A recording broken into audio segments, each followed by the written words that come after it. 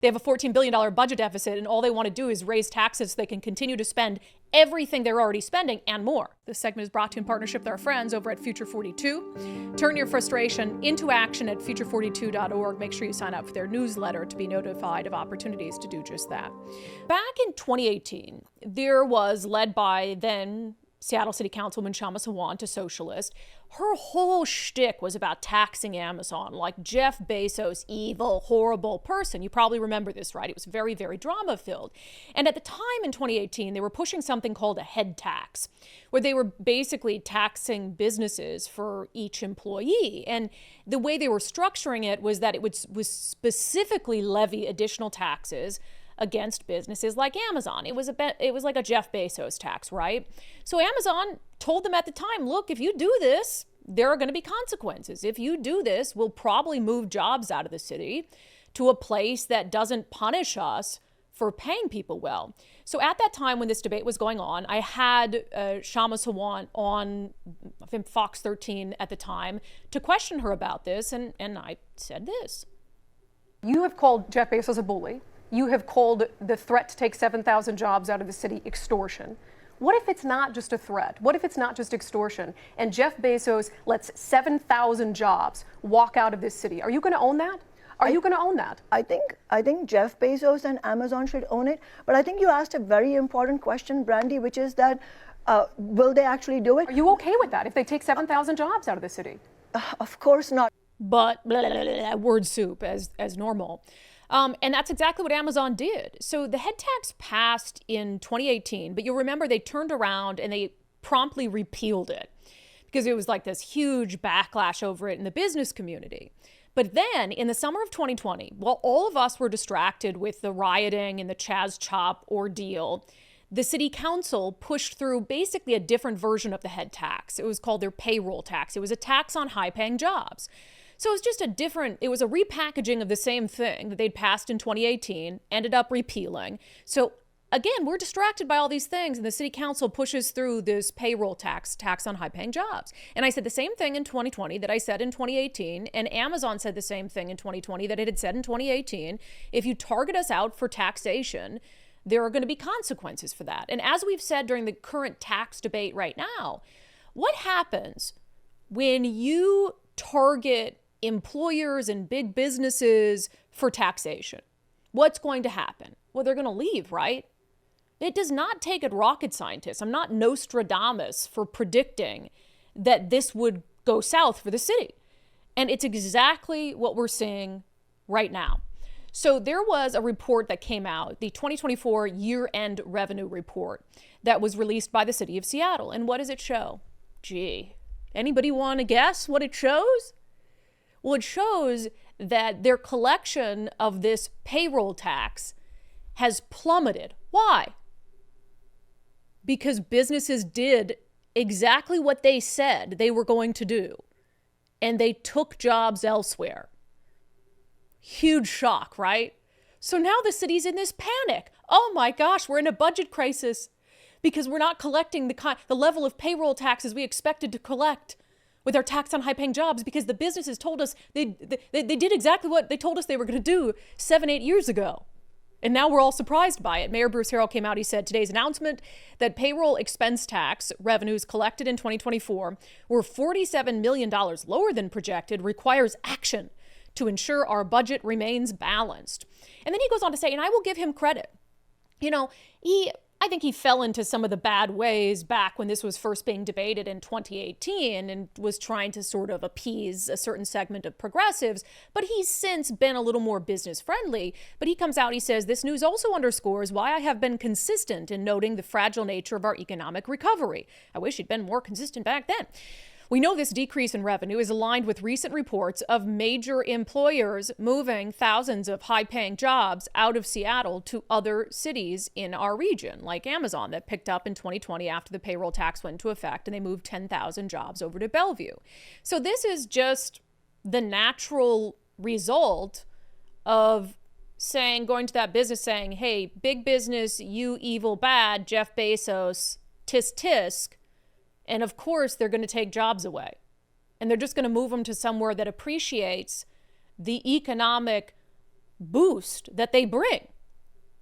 So you have this going on in Seattle. Again, not a surprise. Doesn't take, what do you call, crystal ball reader? What do you call a crystal ball reader? Is there a name fortune for teller? Thank you. Yeah, there we go. Doesn't take a fortune teller to have figured out that this was going to happen. But it's incredibly relevant that this is all coming out right now and in black and white in ways that can't be denied, and that Seattle's Democratic mayor won't deny.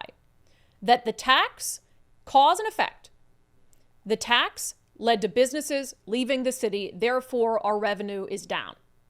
So it's really relevant that we're having this conversation right now, and there's evidence of this right now. Why? Because as we speak, Democrats in Olympia want to take that payroll tax that Seattle has and spread it across the entire state. It was just one element of their massive tax package that they released last week, expanding the business tax. So you want to, again, so this would target out employers who pay people too much, basically, over $176,000 a year. So now we know as if it was in doubt, but for anyone who needed it, who needed to actually see the consequences of it play out. So we know exactly what happened with Seattle's payroll tax.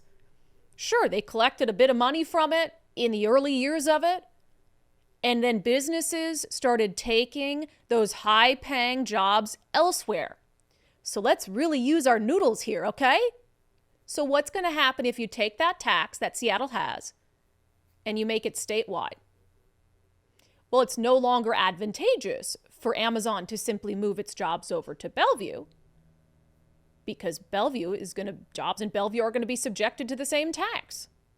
So what is Amazon going to do with those jobs? And I'm not talking to you guys like your children. I'm talking to Democrats in Olympia like their children, because apparently they failed to comprehend this. Well, Amazon and other employers, they're going to have to take their jobs out of the entire state if the goal is to avoid the payroll tax and the punishment of daring to provide high-paying jobs to the people of Washington and to our economy.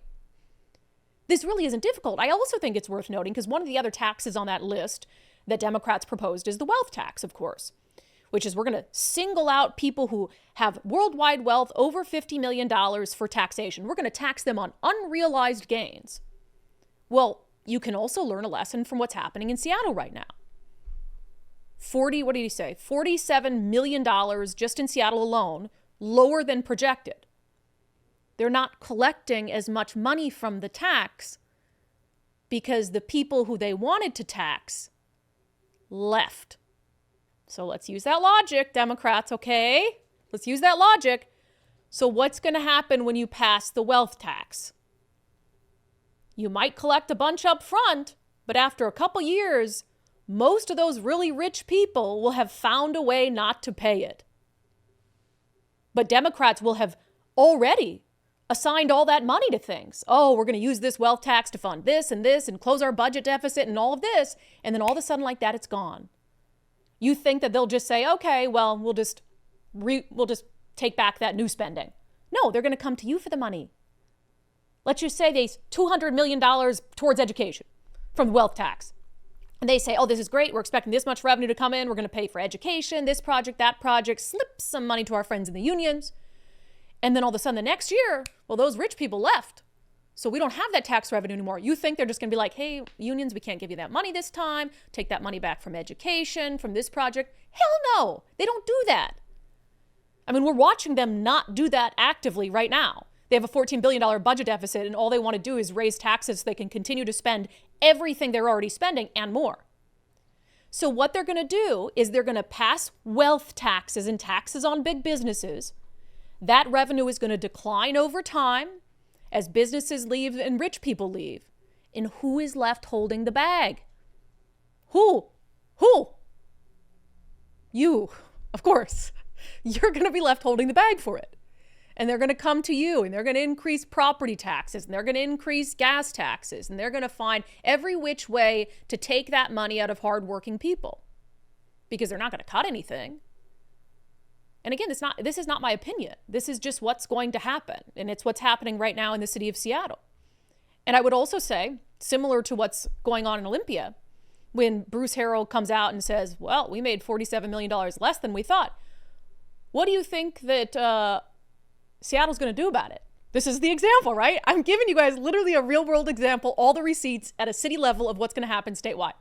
What do you think Bruce Harrell says they need to do about it? Because they're collecting less revenue than they expected because all the businesses left. They have to raise your taxes. Oh gosh, okay. He said, as we develop the city's 2026 budget, my office will consider all options, including additional revenue sources, which is taxes. So again, I feel like I don't want to like beat this. What is it? What is the phrase PETA doesn't want me to use? Beat a dead horse. I'm going to use it anyway. I'm not trying to beat a dead horse, but I really do need to talk to these people like they're 3 years old. Everything that just happened in Seattle. Past attacks, people warned you about what would happen. You didn't listen. What people warned you about happened. And now you can't collect the money from the rich people and the big businesses. So now you're going to go reach into the pockets of the poor and the middle class. You guys are horrible. Horrible. You're helpless.